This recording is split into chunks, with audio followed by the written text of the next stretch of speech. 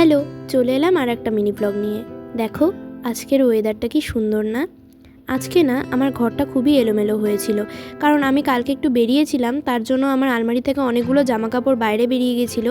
সেগুলোই আমি একটা একটা করে গুছিয়ে তুলে রাখলাম, আর ঘরের যে সমস্ত জিনিস এলোমেলো হয়েছিল সেগুলোও একটা একটা করে গুছিয়ে রাখলাম।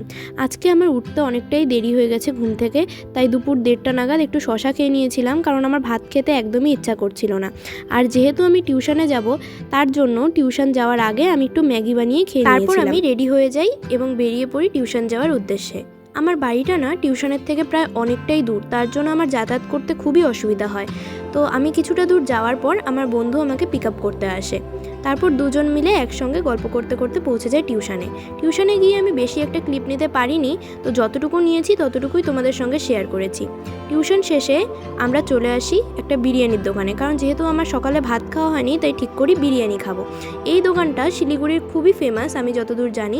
তোমরা যারা শিলিগুড়ির আশেপাশে বা শিলিগুড়িতে থাকো তারা একবার ট্রাই করে দেখতে পারো। আমার তো খুবই ভালো লেগেছে বিরিয়ানিটা। তো বিরিয়ানি খাওয়া শেষ করে আমি বাড়ি চলে আসি। আর আজকের ব্লগটা এতটুকুই। টাটা।